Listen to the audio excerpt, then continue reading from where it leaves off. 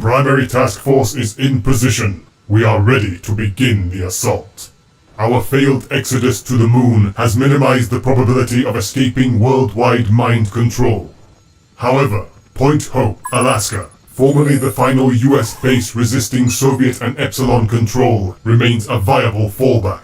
Despite its strategic insignificance, Yuri nevertheless seized the stronghold due to its physical distance from Antarctica and other major psychic network junctions. Local American remnants possess communication assets necessary for contacting the Allied expedition. Collaboration is optimal. Awareness of our continued resistance must be established. The Council has authorized deployment of high-tier assets for the swift elimination of the psychic beacon and the recapture of the fortress.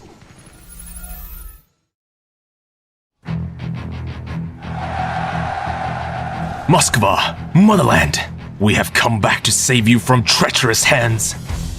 The path is paved and the end is in sight. With the destruction of the psychic amplifier, the main Soviet army has entered the heart of Moskva, now surrounding Yuri and his men.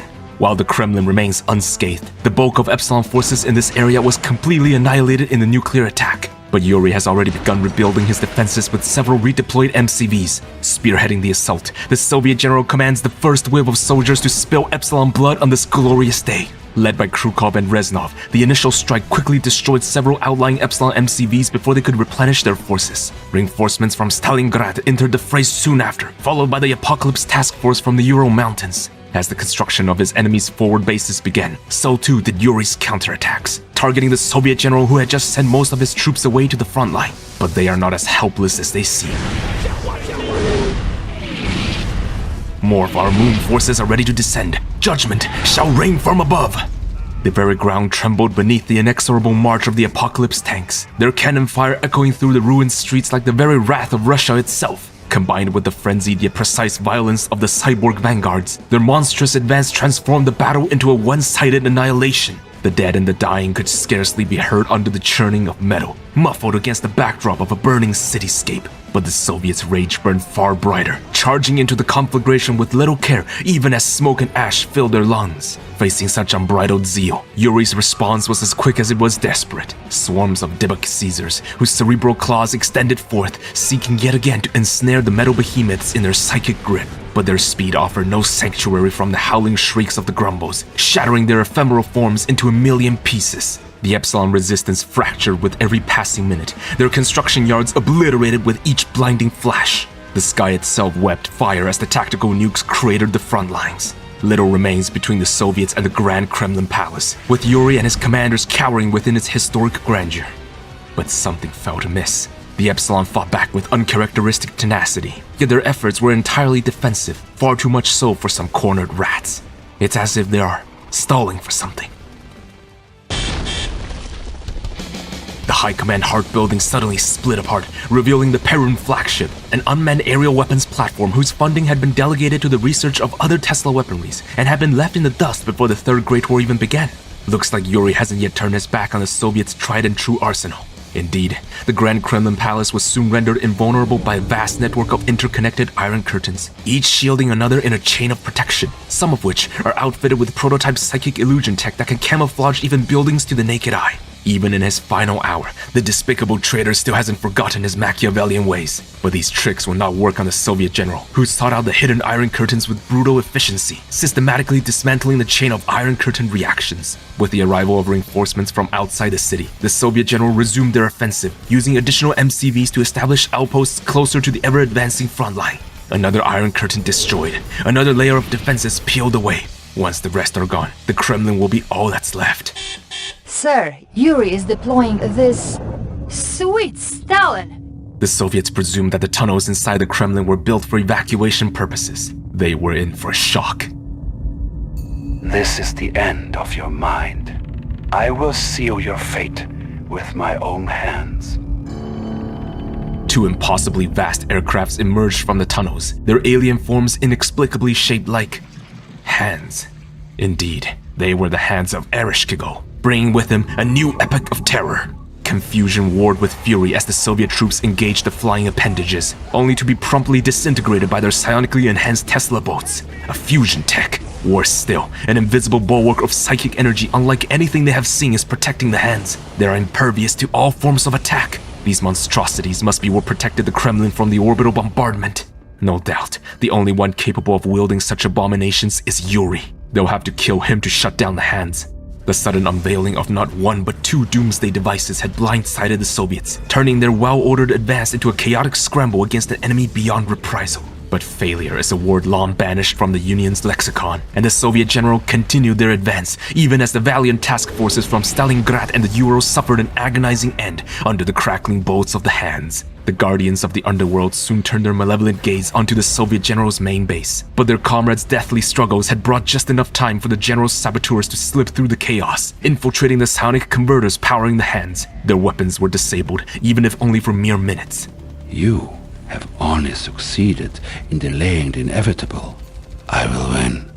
But a few minutes was all the Soviet general needed to finish the mission. The psychic beacon controlling the blackguards was soon destroyed with a decisive strike, freeing the elite defenders of the Kremlin from Yuri's clutches. With their help, the general quickly crushed whatever resistance remained near the Kremlin before destroying the last Iron Curtain.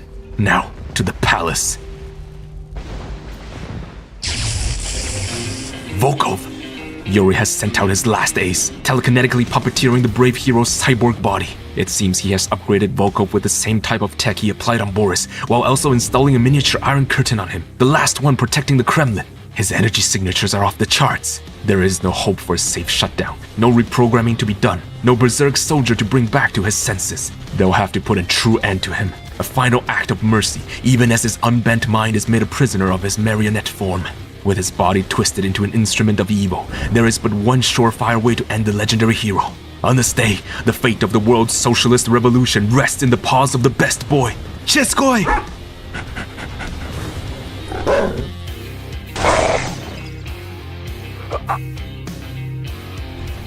The Grand Kremlin Palace instantly collapsed with the death of Volkov. It was barely being held together by the Iron Curtain.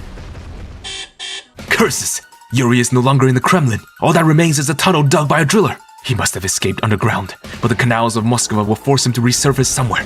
Find him! Сектор 4, эту мразь предательскую не видать. Сектор 7 чист, как выжженная земля. Сектор 1 у нас чисто.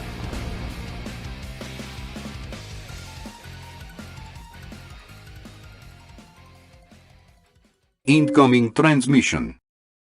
If you perceive this message, proselyte, it means I'm dead. To carry my psychic legacy, you must know the truth, and this is the only truth I can give you now. Decades ago, I whispered words of persuasion as an advisor to Stalin, fueling his drive for world domination, while in the conquered nations my own psyche was searched for more of us, those gifted with terrific powers. Having lost grasp on the world, I was forced back into hiding by the Allies until their influence had weakened. I made my way back into the Kremlin and continued my search, gathering subjects from all around the world. Our powers kept growing, but I realized eventually that it was all futile.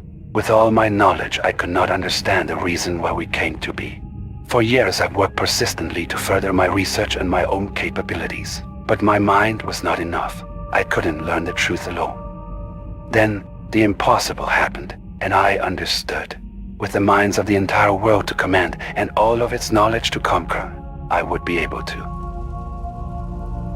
The technology works. Libra is a living proof of that. The prototype hive mind I created from and by connecting the psychics I managed to find, channeling and reinforcing their powers. With her experiences, she will become the foundation of this psychic network. And once the mental Omega device is activated, Libra will learn and speak all the words of the world. If she can handle them, that is.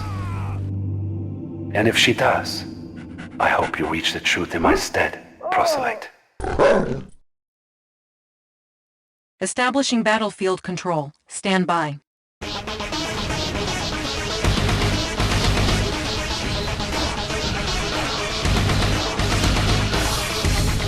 This is it, the moment where it has all been leading to. The Southern Cross, the Boomerang, and the Allied Commander's task forces have now surrounded the heart of the Epsilon HQ. Before them stands Yuri's own monument of madness, the Mental Omega device. surrounded by his most loyal followers, armed with psychic technologies far beyond the Allies' comprehension. At such close proximity, the tower's signal interference has cut off nearly all communications with other regiments dispatched across the continent. It is unclear how much longer they will last if they are still even alive. Nevertheless, if they are to retain the wings of freedom, his diabolical mind control inventions must all be eliminated, or else they won't live to see the light tomorrow.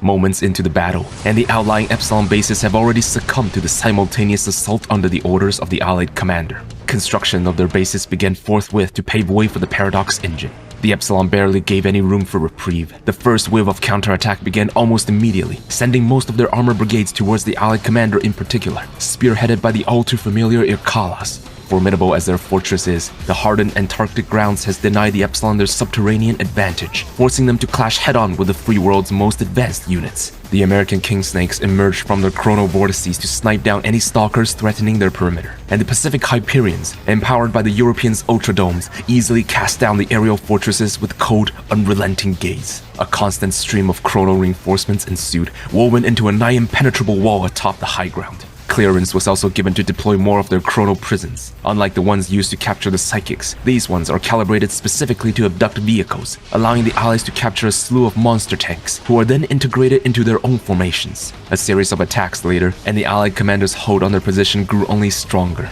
To switch onto the offense is no simple task, however, for the Epsilon likewise hold the advantage in their concrete stronghold. Commander, we'll be launching an airstrike to reveal enemy positions and see if we can do some damage to the tower. To keep their enemies on their toes, the Euro Alliance commenced a massive airstrike in hopes of damaging the tower. To their dismay, the tower seems to be protected by a powerful energy barrier, unmoved in the slightest by their daring raid. Despite delivering a thunderous barrage, the airstrike had little to no effect, and was swallowed whole by the Epsilon air defense. But this costly attack has made the Allies aware of the full extent of Epsilon's air defense force. The omnipresent Dybbuk interceptors make it impossible for the Allies to access their biggest strength, with only the Thors, upgraded with a jamming equipment from the Black Widow, capable of withstanding the aerial pressure. These hives must go, but a slow siege will not accomplish this task before the Paradox engine's arrival. In response, the Allied commander constructed a squadron of Barracudas, waiting for their engineers, who have decrypted the Dybbuk hive's guidance system to set up a wide-range radar jammer. The preparation was completed minutes later, temporarily shutting down the outer Dybbuk hives. The commander's air force capitalized on the brief window of opportunity to strike down the psychic spires guiding the interceptors. The outer Dybbuk hives were swiftly neutralized, and the Paradox engine safely entered the battlefield, reaching the Allied commander's base under the protection of its escorts. Within its secure perimeter, their engineers set up a hyper-jammer, cocooning the colossal mothership from the remaining Dybbuk's grasp, for as long as they remained within its gentle sway. Now, the siege begins proper.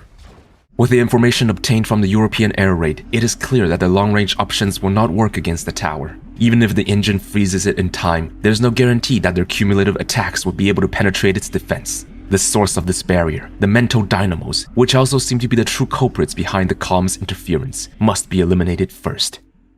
The regiments will surround the tower and pin down its defenders, while the Allied commander works to remove its shield generators. Then, peel its defenses away layer by layer until they're close enough to unleash the time freeze.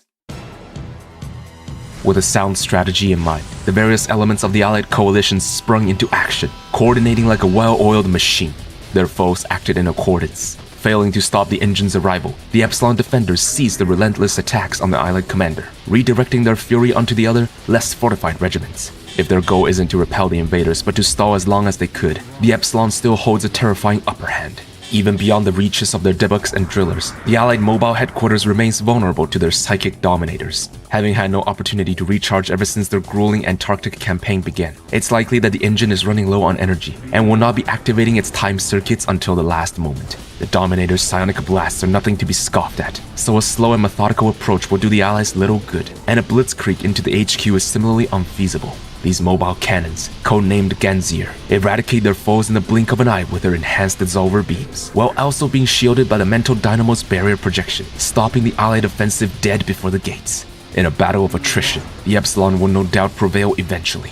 What they failed to account for, or perhaps simply could not account for, time and time again, was the X factor that is the Allied commander. Without the same terrain advantage afforded to their best commander, the Southern Cross and the Boomerang were quick to feel the mounting pressure from the Epsilon forces. The new Haze Quads allows them to conceal their units for ambushes wherever they so choose.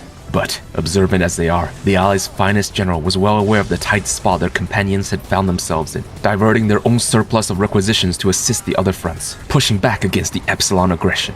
With all primary entryways locked down by the Ganziers, the Allies instead picked away at the outlying defenses wherever they can, expanding their own bases forward to provide closer cover for their troops. Since most of their outposts were destroyed, the Southern Cross committed the rest of their rear guard into the battle at the South Pole, forming a protective layer around the Allied commander's base so that they may focus on the aggression. As the rest worked to encircle and contain the enemy, the Allies' finest conducted a surgical dismantling of key installations deep within enemy territory. Mercuries, Zephyrs, weather controllers. While their long-range arsenal may not work against the tower, it is exactly the kind of precision strike firepower the commander needs right now. Using them in conjunction with the chronosphere, the Allies removed several mental dynamos and psychic dominators in quick yet methodical succession. A raid led by Tanya then struck the enemy from behind, trashing the Epsilon nuke silos as well as their primary airbase. Swift and efficient, those are the axioms of their advance. As the dynamos began falling, the Ganziers guarding the ramps began losing their barriers as well. Before these cumbersome behemoths could be relocated to less vulnerable positions, the Allies unleashed their recently formed Lionheart Division to rain down devastating fuel bombs, scoring 2 crucial takedowns on their path to victory. Lionheart to the rescue! With the central layer breached, the Epsilon rushed to contain the influx of Allied soldiers, leaving their troops on the low ground to fend for themselves. The outposts at 3 o'clock and 6 o'clock were quickly isolated and routed. As their MCB count is severely diminished, the Allied commander chose only one of the 2 locations to establish a forward base. With the destruction of even more mental dynamos, the Ganzier standing guard at the rear entrance lost its shield as well, and was promptly blown to pieces. The heat of battle reached the heart of the HQ, and the Allied nations flooded into the central square, crashing into the Epsilon in an all-consuming tide. The last mental dynamo was destroyed, with nothing but the core base left standing, and the Paradox engine sailed towards the mental Omega device, poised to unleash the time freeze for a final blow. But the Epsilon was not defeated yet. The tower's energy barrier still clung to life, same for the ones shielding the remaining Ganzier defenders. Inconceivable. There must be another dynamo left underground. That's the only plausible explanation. Gods damn it. The Allies have no choice. The engine will use its remaining powers to activate one more time freeze and return to the Allied commander's base to initiate a recharge. With the core base frozen, Tanya and Siegfried can then safely enter the underground structure to eliminate the last dynamo without need to worry about pursuers from behind. The rest of the Allied army will fortify their gains on the central square to prevent the enemy from pursuing their heroes, as well as preparing grounds for the final siege. Once all pieces are set in place, the core base will fall.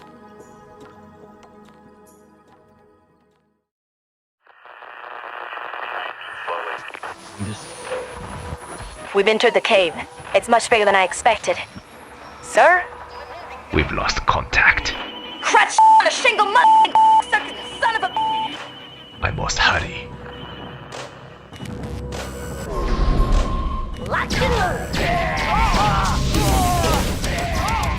Cut off from the surface, the 2 Allied heroes ventured into a veritable labyrinth, the size of which surprised them greatly. It could house hundreds, no, thousands of soldiers here. There may be a need to tear this place apart in its entirety so that its denizens will not interrupt their fanfare above. Seeking to put a quick end to this abrupt interlude, the duo rushed into the catacombs, taking down its defenders as they came. Each elevator shaft encountered was swiftly turned into a pile of rubble, severing the enemy's ability to send reinforcements to the area. It didn't take long for them to suspect that this was more than a hidden military base, a testing site perhaps. The smell of chemicals and blood certainly made that believable. Fighting their way across the caves, the 2 placed their eyes on the prize at last, the final mental dynamo. Just as they reached it, however, a massive explosion of sorts ripped through the surface above, violently shaking the very foundations of this place. An earthquake? In the Antarctics? The duo tried their best to ignore the rattling of the facility's support beams and quickly eliminated the last mental dynamo. The tower should be vulnerable now, but they still need to declaw the core base's defensive capabilities. The last Dibuk launch facility lies just ahead. As the duo approached it, they came upon several cloning bats producing not just any normal soldier, but hordes of infected humans, failed experiments with mutated limbs jutting out of their desiccated flesh. Yuri's capacity for evil truly knows no bounds. Yet, aside from these horrid abominations, Siegfried also uncovered a mysterious device, the design of which seemed eerily similar to the work of his late mentor. He would love to study it further, but science will have to wait until the battle's over. A short, tense journey later, and they reached the core base's Dibuk launch facility. Tanya slipped into the tunnels alone to plant the C4s, while Siegfried stayed outside to guard the exit. Without the firepower of his partner, however, Siegfried's zeitgeist could hardly fend off the endless stream of Epsilon units charging towards him. If Tanya doesn't hurry, he would surely be overwhelmed. A time freeze, just in time. But wait, that wasn't the plan at all. They were ordered to wait until the hives were gone before they were to begin their attack. Something must have forced their hand above. Could it be connected to the earthquake from earlier? Troubled by the alarming change in plan, the duo quickly finished their last objective here, then exited the caves. Whatever had transpired up there, it wasn't good.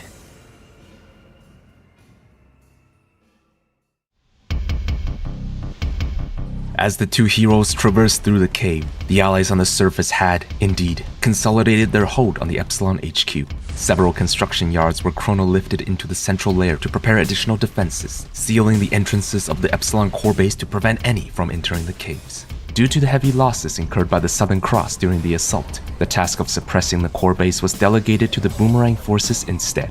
It was at this moment that several Chrono Legionnaires, the only surviving members of their elite task force in fact, had arrived at the South Pole. Per their report, some of Yuri's super soldiers had begun killing each other for unknown reasons, destroying the research outpost set up to study these psychics in the process. One of them, a particularly powerful one, had decimated much of their rear bases, slaughtered the overwhelming majority of the Legion, and is no doubt on her way towards the Epsilon HQ as they speak. Norio and his elite Rocketeers stayed to hunt down the threat, while what remained of the Chrono Legion was ordered by him to relay the information to the primary expedition. Their fate is unclear, and the Legionnaires' disheveled mental state clouds the veracity of the report. But if what they speak is true, then the Epsilon reinforcements, already a major concern, will arrive much sooner than their projection. They needed more time, but it seems time has run its course.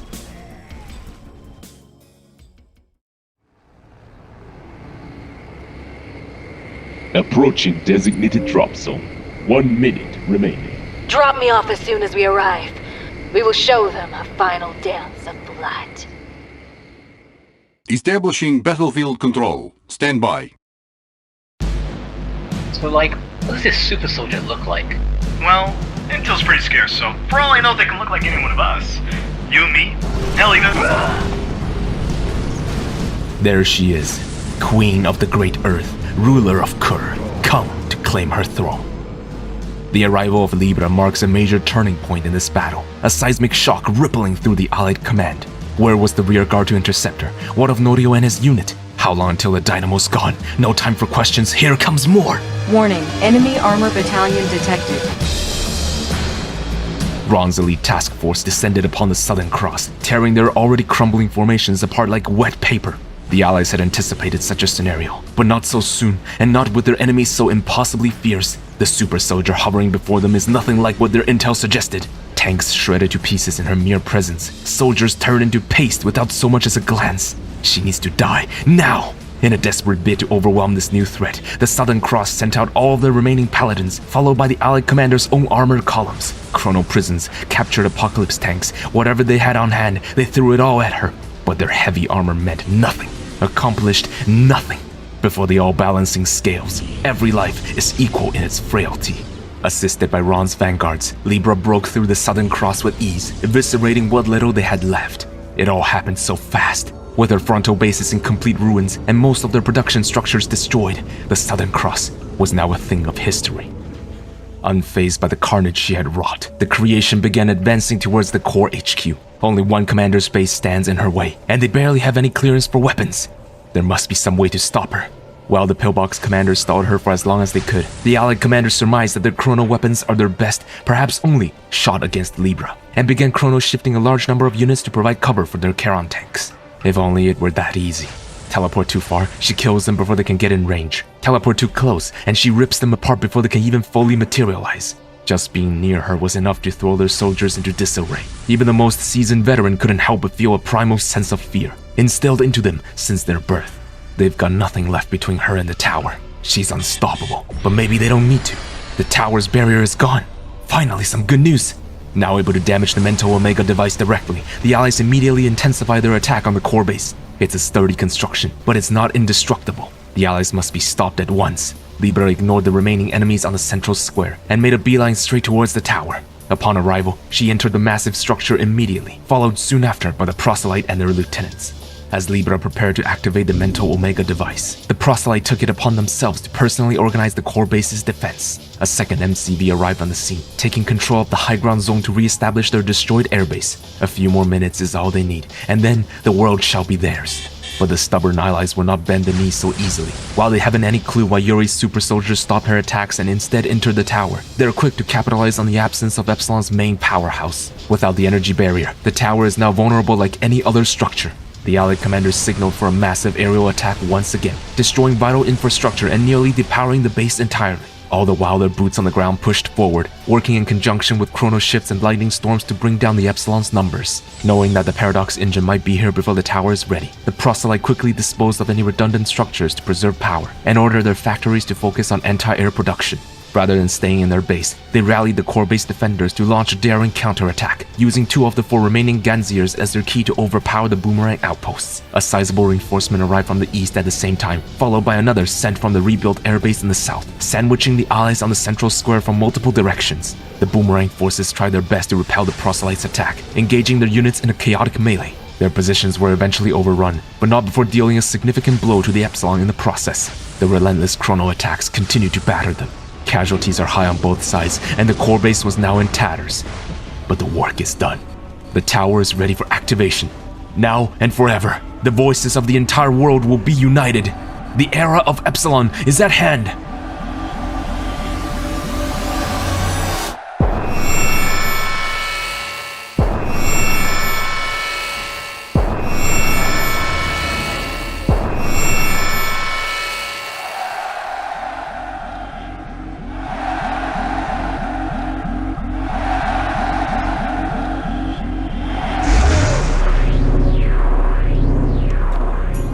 As if they will go down so easily. Time is still on their side. The Paradox engine managed to freeze time before the tower's psychic waves engulfed the entire South Pole. The ball is back in their court, and the allies dare not squander the opportunity. Their mobile headquarters took flight immediately. All their troops close to the central lair abandoned whatever was left of their outposts and collectively charged towards the core base. With the help of the time freeze, the 2 heroes underground were able to successfully destroy the Dibuk launch facility. Airstrikes and lightning storms poured down on the tower as well, hoping to topple the megastructure with all the tempest and fury they could muster. The window is short, but it should be enough to... What the hell? Yuri's super soldier emerged from the tower, somehow moving with uncanny grace within frozen time. She's got a chrono backpack! Siegfried's darkest premonition had been made manifest. The one thing that should have remained beyond the great enemy's grasp was now being used to defy the very fabric of time. The Allied troops closing in on the core base had unknowingly thrown themselves back into the slaughterhouse once again. 2 minutes passed in a transient flash. It wasn't enough.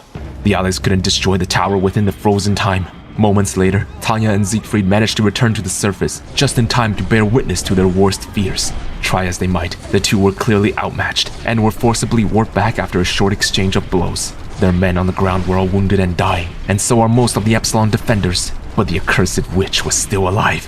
Their emergency time freeze and subsequent takeoff had left the engine with nowhere near enough energy to reactivate the time circuits. As the time freeze ended, however, so too did the tower's suffocating psychic waves. An inexplicable reprieve. Was it because the super soldier exited the tower? Then they may yet have a chance. The Allies attempt one last desperate attack with their armada. But with the arrival of Epsilon anti-air reinforcements, plus what remained of the archers and Gatling tanks the proselyte had been producing thus far, they were ultimately forced to retreat and ended their assault on a profoundly bitter note.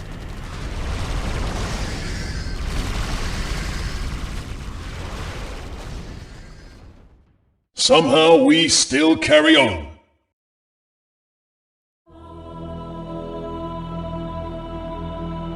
The inconceivable has happened, but nevertheless, they must fight on. The unexpected failure of their attack in frozen time has forcibly thrust the Allies into a stark, immediate reassessment of their current situation.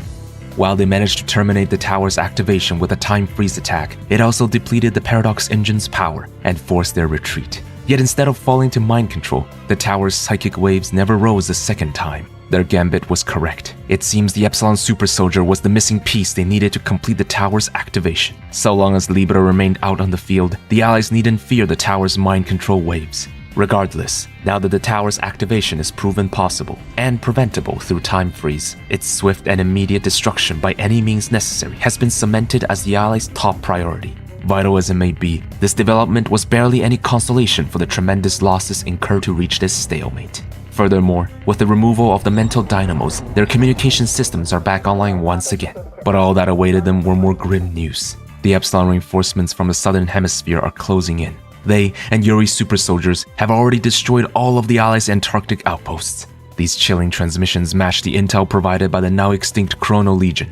Aside from Norio's missing team, those left here now are the last of the Allied nations, and their situation was no better. Epsilon's elite reinforcements, led by their most notorious proselyte, had not only repelled their attack on the tower, but also obliterated the Southern Cross and the Chrono Legion in their entirety. They've underestimated Yuri. The Genzir defenders are all destroyed thanks to the Lionhearts, but Epsilon's MCVs were quick to rebuild their bases around the central layer. With the proselyte orchestrating the defense, another direct assault on the core base would inevitably end in failure. Fortunately, they may not need to. During the time freeze attack, the Allies had cast several lightning storms on the tower. The damage it sustained then is proof enough that they could bring down the massive construction with only their super weapons. Their weather controllers are to be switched to a deep charge mode, which, once completed, could then unleash an endless lightning storm on the mental Omega device. In the meantime, the Paradox engine will land and recharge at the Boomerang Regiment's primary base. Its prism cannons were the only things that inflicted any noticeable damage to Libra during their encounter, leaving the engine as their only hope of defeating the super soldier. The emergency time freeze from earlier had, however, required the surplus energy from the engine's weapon systems. To ensure a swift recharge, the prism cannons, as well as the time circuits, are to remain offline. They are the only things stopping Epsilon from attempting another activation. Conversely, the tower's activation cannot be secured unless the weather controllers and the engine are eliminated first. The Epsilon is thankfully unaware of the predicament the Allies are in at the moment. In their eyes, the Paradox engine could pounce on them whenever it so chooses. And since Libra is their only way to counter time freeze, its source must be removed before they attempt another activation of the tower. The loss of the megastructure's energy barrier is duly noted by them, however, as is the Allied plan to capitalize on that loss. Their troops have already reclaimed large chunks of the HQ and re-established several bases, ready to begin production of high-tech units. With their support, Libra should have no trouble eliminating the weather controllers. But the Paradox engine will no doubt attempt to assault the tower directly should the Allies lose access to their lightning storms. Its immensely powerful prism cannons are too much even for Libra to endure, not to mention the fatigue that is building up from her non-stop fighting. To ensure Libra would prevail against the Allies' ultimate weapon, they will need to devise a ploy to shut down those cannons. The objectives are thus clear for both sides. The Allies, now on the defensive, are to repel the Epsilon counterattack and safeguard the engine at all costs, for it is their sole deterrent against the super soldier. Once they stall long enough for the deep charge to complete, the relentless storm will consume the mental Omega device. The Epsilon, on the other hand, must reawaken their aggression, destroy the weather controller, then the engine itself. Like pieces on a chessboard, the two sides quickly shifted according to their new plans. They've all got their roles to play, but it's clear who will truly shape this conflict. As the finest of their respective factions, the rhythm of this finale shall be dictated by the Allied commander and the proselyte. So eerily similar are the two, yet so intrinsically different in their ideologies. In another life, they may have been the best of friends, but here, at the end of the earth, their battle is rejoined. The proselyte was one step ahead, launching a coordinated attack in concert with the 12 o'clock Scorpion cell base, snuffing out the Europeans' attempt to re-establish their frontline outposts, and exposing a direct path to the Allied commander's main base. Recognizing the immediate danger, the Pillbox commander threw up a desperate array of basic defenses in front of their base. Their timely assistance allowed the Allied commander to neutralize the assault and launch a counterattack of their own. The Scorpion cell base was destroyed soon after, but the push came to a stop once they ventured deeper. The counterattack force walked right into the unseen snare and was summarily routed. As the two commanders traded blows, the Epsilon forces in the central layer began their attack against the Boomerang division, buying time for their MCVs to finish the reconstruction efforts. Libra and two enhanced Irkalas were left to defend the core base. The Chrono backpack is recharged, but using it will quickly wear out the already exhausted Libra. Its activation must be reserved for the event of a time freeze attack, and thus she must stay close to guard the tower. The rest of the Epsilon soldiery were quick to advance on the Allies, locking themselves in vicious combat at key choke points. The rapid reinforcements from their rear base threatened to overwhelm the Boomerang's forward positions. Several lightning storms were quickly administered to thin out the horde. As they dampened the attack waves, one of the weather controllers enters its deep charge. The clock begins ticking, but the Epsilon was in no hurry. Their MCVs have successfully rebuilt most of their bases, allowing them to redeploy several psychic dominators. The Allied commander responded with calculated precision, employing small-scaled chrono strikes to snipe down key strategic structures. The engine's low battery limits their chronosphere usage, however, and as the proselyte gradually fortified their base defenses, these attacks soon lost their lethality. Pivoting their offensive, the Allied commander took to readdress the resource battle in the South Pole. Retaking control of the 6 o'clock outpost, they dismantled its surrounding hostile defenses and reconnected it with the boomerang base nearby. This allowed their miners to safely resume their operations nearby, while also clearing a path for their forces to pressure the Epsilon airbase on the high ground. The proselyte was equally resourceful, sending out their mobile refineries to more efficiently collect the dwindling resources in the area. The tide of the battle ebbed and flowed, each sway threatening to drown out the opposing side, but would always be overturned by a stroke of tactical brilliance. The two sides were equally matched, locked in eternal stalemate with no clear winner in the making. Make no mistake, however, the Epsilon is the one wrestling with a ticking time bomb. The weather controller in deep charge yet lives. Time is still on the Allies' side. Or is it? The mind-controlled Soviet forces have caught up. While the Allies were focused on the battle at hand, a group of demo trucks had snuck into the Boomerang Regiment's primary base. Its production structures were blown to Kingdom Come, followed by the arrival of several Kirov airships. Caught off guard, the other commanders immediately attempted to reinforce the Boomerang Regiment, but were too late to prevent the destruction of the deep-charging weather controller. The explosive entrance could not be contained. Legions of Soviet units poured into the battlefield, brute-forcing their way through the Boomerang emplacements. There was no way to keep the engine grounded and safe. The gargantuan warship surged skyward, using what little power they regained to reactivate its weapons. 10 minutes is all they have. After that, the engine will be defenseless again.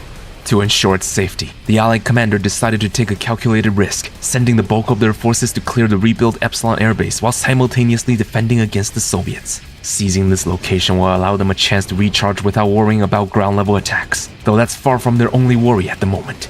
Another weather controller begins its deep charge, but this doesn't look good. Commander, we've received SOS signals from an unknown source in Alaska, US. I'm not sure how they discerned our location, but these are indeed our encrypted channels. Commander, our team was wiped out. That woman killed Norio. Give us your orders, sir. We want to avenge our team's leader. The elite Rocketeers from Norio's team had returned, bearing with them the news of the hero's passing. As if to mock Norio's death, his murderer suddenly vanished under the concealment of psychic illusion. She's likely preparing for an attack, but stretched thin across multiple fronts, how could the Allied commander be expected to? Such power! How is this even possible? Another European base reduced to rubbles, its construction yard warped away in the last second to prevent any further loss of the precious machinery. Weather control device lost. The super soldier will not relent. She's heading straight for the Allied commander's main base. Their units rushed to the defense, dogpiling the creation with as much firepower and crowd control as they could muster. Libra was repelled, but not without heavy casualties. Dark thoughts began seeping into the commander's mind. How many more times could they repel her attacks? Worse yet, how many times could their allies, who are already at their wits' end? The situation grows more dreadful by the minute. Even Siegfried, who's usually well composed, began rambling about the possible need of a contingency plan. Regardless, the engine's recharge is a must if they want to stop Libra. The Allied commander redoubled their efforts to secure the high ground base, committing additional forces to support the once more defenseless Paradox engine. Naturally, not enough remained to fend off the super soldier, who revealed herself again, this time against the boomerangs. The Allies were not ready for an encore so soon, and Libra cleaved through the already battered defenses. Another Conyard forced away, another weather controller demolished. The mind-controlled forces advanced alongside the witch, now unimpeded in their rampage. Rather than join them, Libra circled to the back of the Allied commander's main base, destroying the last deep-charging weather controller, before warping back to the tower for her long-overdue respite. The tally of losses has long passed the critical level. Without the Allied commander's brilliant doctrines to coordinate their movements, the rest of the Allies simply crumbled like sand. Still, the high ground base was seized by the Allied commander, and the Paradox engine will soon enter its recharge. Can't we have 5 minutes of peace? The string of misfortune just doesn't seem to end. Communication with the rear base suddenly ceased. Moments later, their once loyal Lionheart division began bombing the Allied commander's own base. They must have succumbed to a beacon. Not only them, but legions of mind-controlled Allied soldiers arrive at the South Pole as well. There's no saving that base. Scrambling to preserve whatever they can, the Allied commander expands the last of the engine's energy to chrono-lift as many of their buildings to the high ground as they could. They're down to their last base. Boxed in. Isolated. alone. The pendulum swings once again. Their bases are overrun. Their men are falling. They've been unstoppable for the past weeks, surging ever forward. But even the mightiest wave will eventually crash and dissipate. Who would have thought such horrors awaited them after the last war? The engine was built to overthrow the Soviets, but Yuri has proven himself an enemy far greater. The weather controllers are all but lost. The Boomerang and the Southern Cross brought to their knees. Failure seems all but inevitable, but failure is not an option here. They'd fought their way through war's odds before. To honor the restless souls they've lost on this crusade, the onus lay on the living to secure a brighter future. Once again, the engine's full recharge commenced. Only this time, there's nowhere left to run. This time, they must stand their ground. This time, it's do or die. All remaining anti-air units are deployed onto the field, interlocking with the defenses to create an impenetrable dome around the engine. Like a swarm of locusts, their enemy's air armada descended upon the Allied nation's final base. Soviets, Epsilon, and even their own brothers in arms. Hostiles approach from every direction. Well then, fire your weapons in every direction. Forged within the crucible of oblivion, the Allies' fervent zeal shall transform into liberty's finest sword and shield. The Epsilon attacks intensified over time, an array of dominators and tactical nukes pummeling the engine, even deploying several psychic beacons, whose projected activation is far quicker due to the Allies' diminished numbers. That all you got? Force shields, IFVs, the Allied commander emptied their entire bag of tricks just to keep the engine alive. Their desperate offense and defense slowly drained their coffers dry, but the beleaguered phalanx kept its firm hold. Just a little longer. Only a moment more. The storm will abate, and the engine shall thrum once more.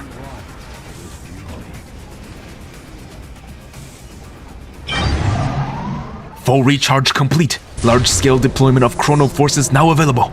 Time to tip the scales.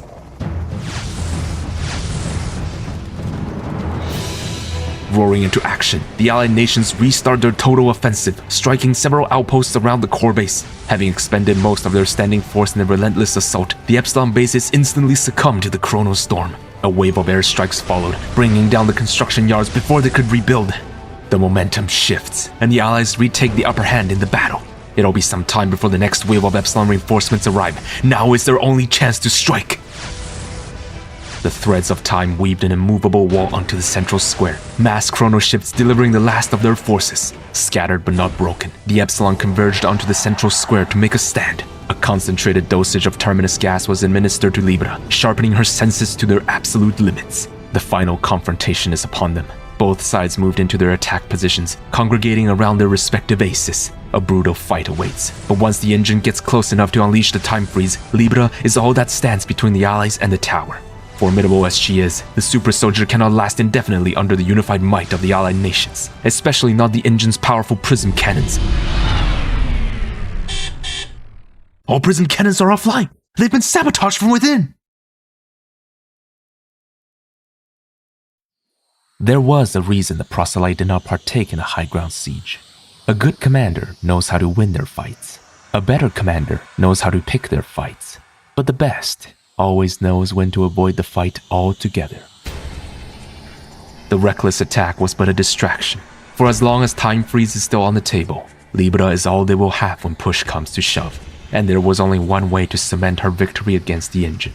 Of all their dark strengths, subterfuge remains as the Epsilon army's most potent weapon. Give an inch and they'll seize a mile, and each Allied blunder was a chance to beguile. The Allied effort to preserve their construction yards had been meticulously observed by the Epsilon, who exploited this weakness to gain an impossible entry into the engine. Engrossed in the chaos of battle across multiple fronts, the Allies were too preoccupied to notice the Epsilon agents slipping through their ranks. Clever as the persistent Allied commander is, they are only human after all. Nothing short of omniscience could have alerted them to the proselyte's scheme. The damning leak of the prism cannon's schematics and cannon, the analysis into the battery systems before its destruction on the Ascension Island. The Paradox engine was a black box of unimaginable proportions, but through insights gleaned from past missions, the Epsilon has discerned the existence of the engine's most closely guarded secret: a pocket dimension. That explains where their legions have been hiding, deep within the Allies' very own backrooms, a labyrinthine subspace housing all of their wonders. The true depths of the Great Ark were now revealed, and its stowaways shall bring forth the Eschaton Judgment. We're in position. Commencing operation. Terminal located. Access requires a secondary entry point. I'm there. Clearance granted. Hatch 9 to 12 unlocked. Copy. Moving in to disable the first prism refractor.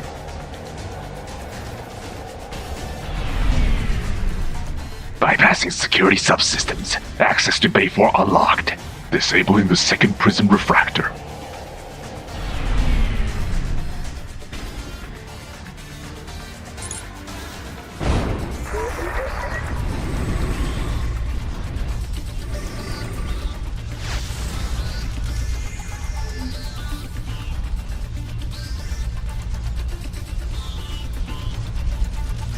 So this is where the rebuilt chronosphere is.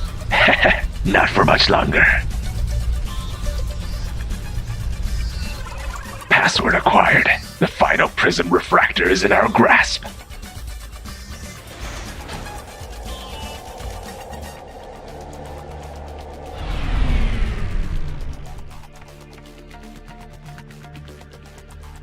To think the Epsilon has seen through the existence of the pocket dimension. The prism cannon's energy conductors are all disabled. That was their best shot at defeating the super soldier. The engine is fully recharged, but it doesn't have enough firepower. The cruel hand of misery will not release its grip. The lieutenant's voice had sliced through the cacophony, stark with dread. The ringing in the commander's ears grows louder, their knees buckling under an invisible weight. Is this the end? Is this all their campaign will amount to?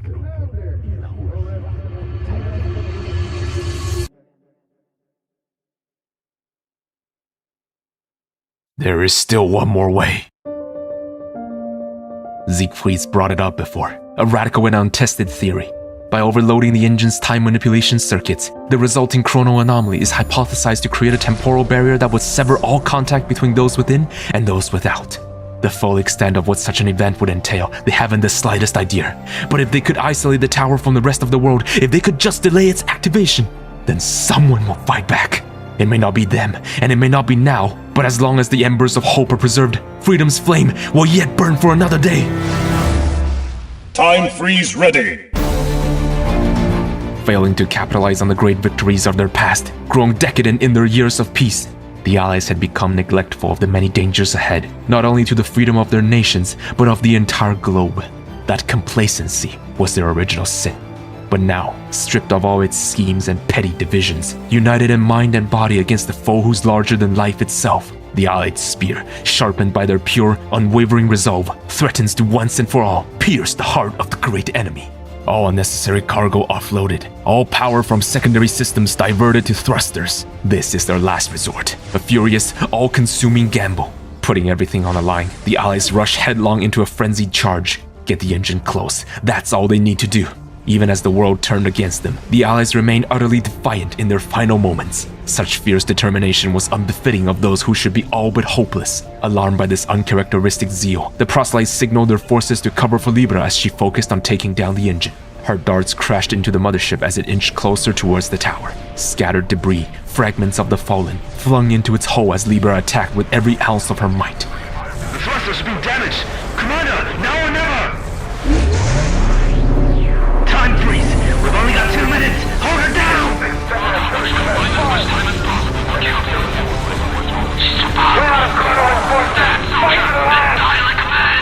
Every available asset was hurled against her in futile waves. Precious lives sacrificed merely to delay her for even just a fraction of a second. Yet, not one of them fell with even a slightest hint of dread in their eyes. A soldier who has already accepted death knows no fear, and they'll gladly give their lives for the promise of a future unchained. There, that's close enough. All equipment is ready for the overload. Do it now! Leave the rest to me, proselyte. I need to land one solid strike on the engine. The darts won't do. I need something stronger. Focus.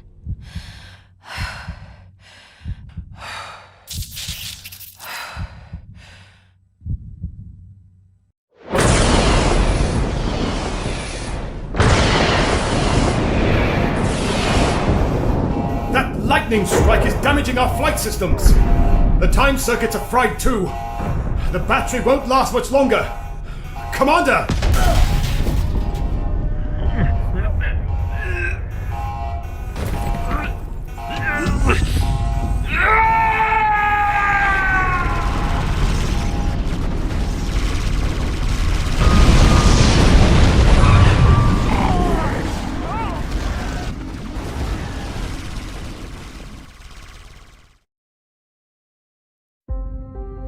It's over.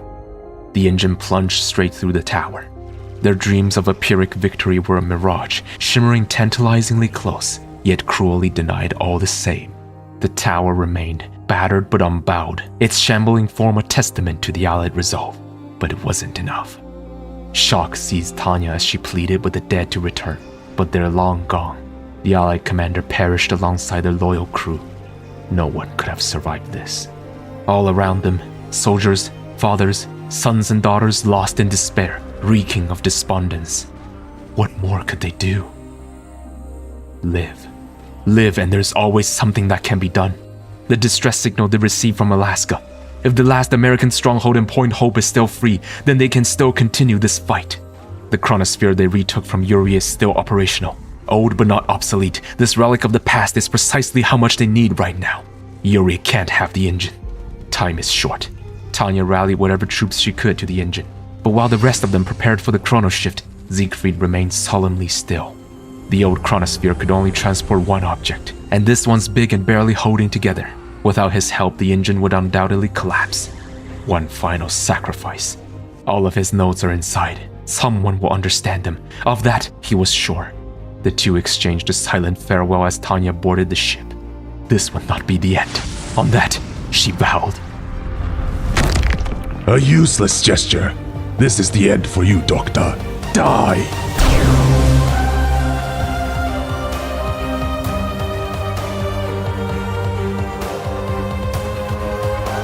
Professor, I hope our theory was correct.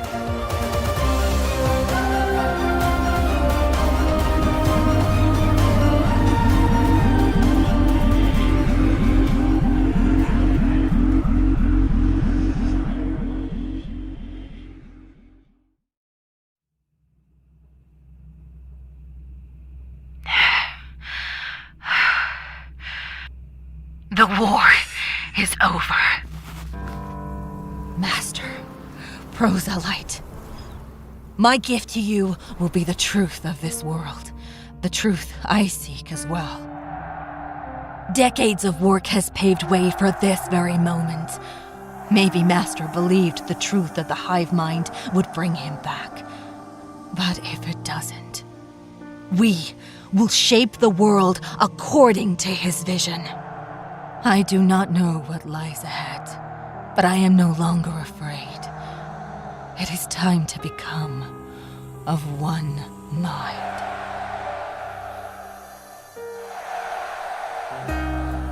The many things that led to this have gone just as he expected. We will no longer need weapons to reproduce a fraction of your power. Even if our foes submit to his will, our duty to defend the tower is eternal. Yes, enlighten us. There is still so much to learn, so much to understand. Finally, we will learn all the answers. We will know our true purpose. Finally, despite all the setbacks, the Epsilon's glorious work is complete at last. The sacrifice of their great leader kept the Soviet fury away. The proselytes' genius and Libra's power have given them victory over the Allies. Sedition will cease. Governments will topple. This era of a fruitless conflict between the Allies and the Soviets has now come to an end. The trials ahead will only prove more difficult, but whatever happens, they will face it as one will. Let Yuri's mental Omega commence.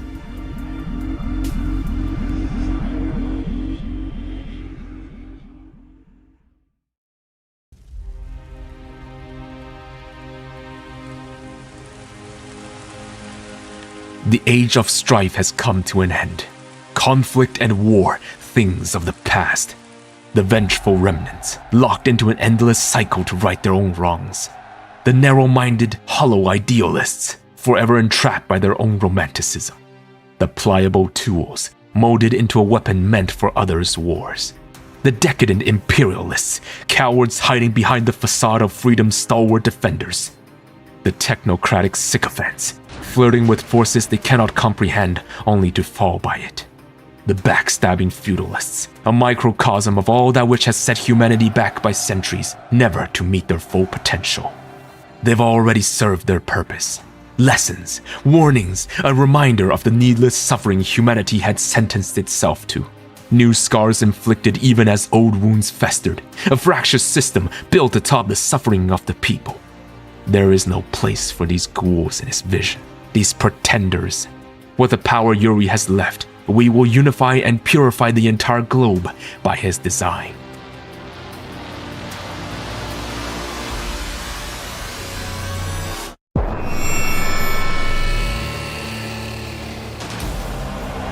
Hear me, people of this earth! Under the great leader's guidance, the old world has been cleansed. Their technological wonders, their cybernetic bodies will all cease to defy us.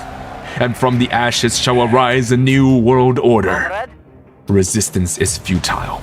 Channeled through Libra, our psychic powers will bend the mind, body, and soul of even the strongest of minds. Without firing a shot, we will conquer the lands where we could not prevail by force. Without so much as a word, we will direct the thoughts of billions across the world. But not all possess the will to endure in the hive mind. Some will perish, like the unruly, misguided fools that were the scorpion cell. Not everyone is fit to serve the great cause, but none can escape the finality of what Yuri has unleashed. There is no force left to stop his vision. Those who reject it will simply forfeit their opportunity to witness the world Yuri has created. Our labs are working at their full capacity to replenish what we've lost during the war. Epsilon's research will rapidly evolve, bringing upon answers to all of life's mysteries. Despite the setbacks, all has transpired according to his vision. At last, the entire world shall speak the common language, and all of its knowledge will be within our reach. This is Yuri's psychic legacy. This is his revenge, and I shall continue it in his stead. Under my guidance, our kindred will unleash the full potential of their psychic lineage. Now and forever, at the zenith of its power, the Epsilon era begins. No. I'm sorry, Proselyte, but this is too much. I need to rest. I must finally rest.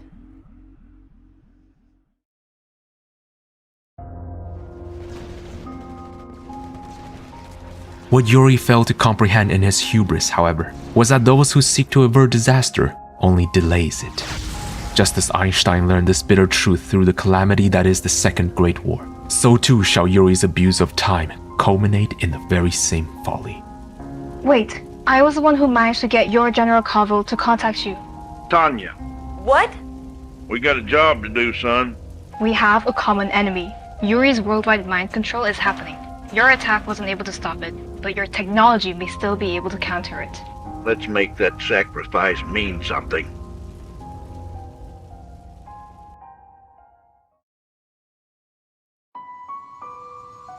This theory, if it's correct, then we may be able to separate Point Hope from the rest of the world. Is it even possible in such a short amount of time, Architect? We must give our all to stall until the engine is repaired. Only then can we hope to forge a better but distant future.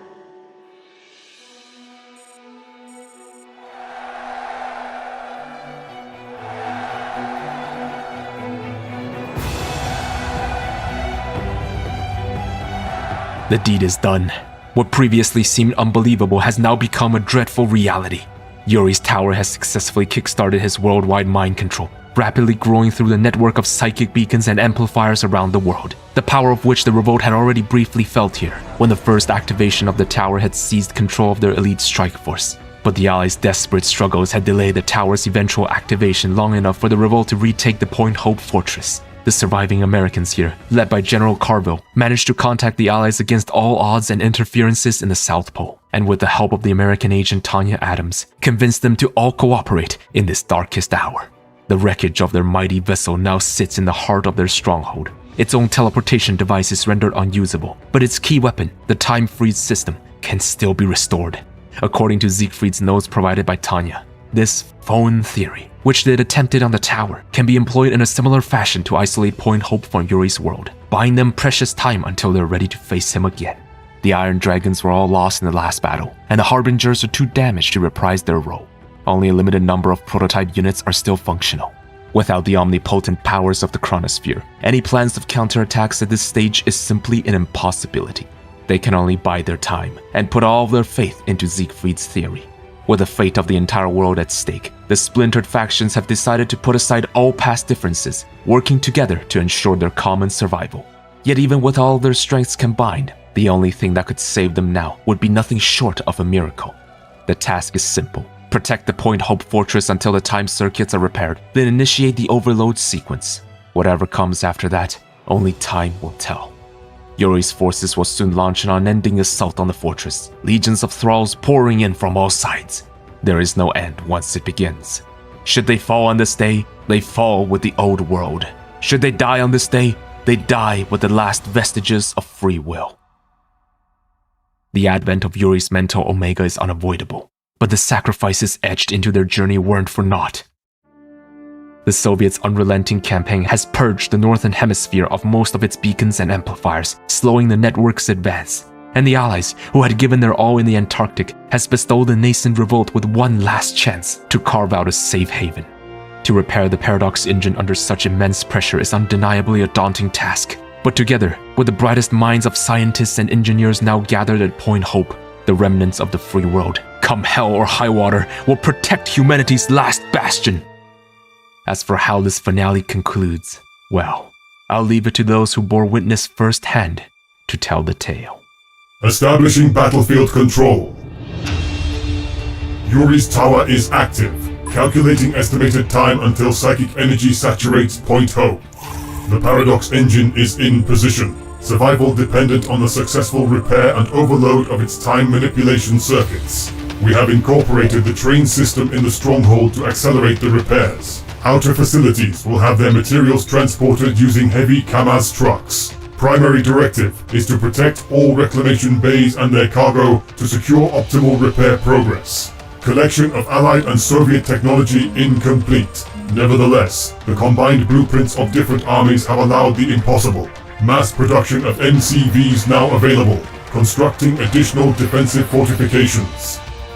二营长，你参加的牛蛙枪炮呢？给我拉上来！剩下的已经全都布置在要塞入口了。I can't believe I'm seeing a familiar face from Nario's task force here. He has given his life so that the Pacific Front can fight whole again. Warning, Epsilon Air Armada approaching from all directions. Mind-controlled forces have engaged our troops at the Bering Sea. Initial repairs complete. Full recharge of Paradox engine now commencing. Warning, a reclamation bay has been destroyed. The Epsilon are constructing their own bases and superweapons. Warning, a reclamation bay has been destroyed. Warning, a reclamation bay has been destroyed. American position is falling. Tanya has called for a retreat. Warning, warning, mind control wave imminent. It will affect us before the engine is recharged. Here it comes! Brace yourself! Is it time to make men holy last time? Yuri!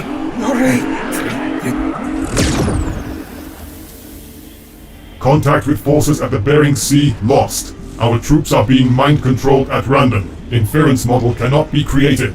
Friendly structures and robotic units are falling under its influence as well. The tower's domination is absolute. Somehow, we still carry on. Reassessing situation once again. Yuri's tower has not reached full power, likely due to damage inflicted by the Allies, but it will get stronger with time.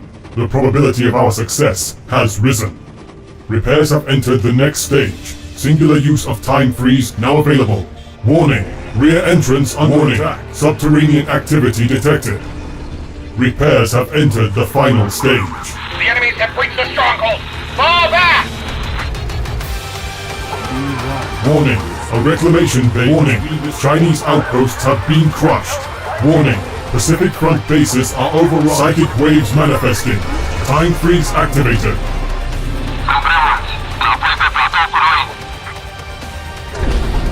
Time freeze dissipated. High concentration of enemy forces still present.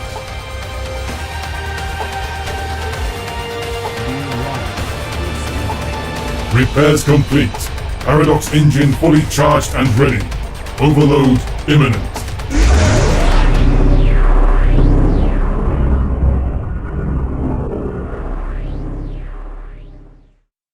Siegfried's notes were correct.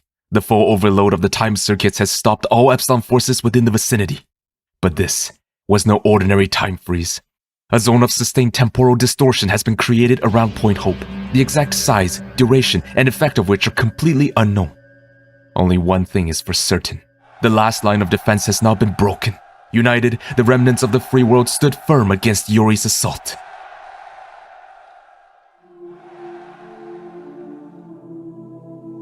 Weeks later, and no one from the outside has breached the barrier that now surrounds Point Hope. Not even the scientists fully understand the nature of this phenomenon, nor what truly transpired in that desperate moment.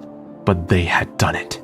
Against all odds, this improbable union of nations has endured.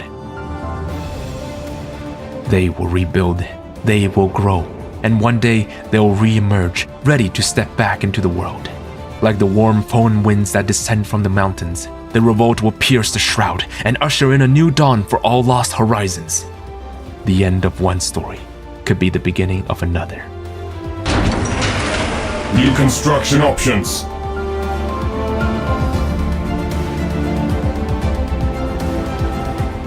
Hello everyone. Part 15 marks the conclusion of a 2-year chapter in my life. The story of Mental Omega is finished, for now, and I wholly welcome the end. There's a lot of exciting things in the making and lots of ground to cover in the future, and your support along the way, no matter which form it takes, will be met with my sincerest gratitude. Thank you for watching. Until next time.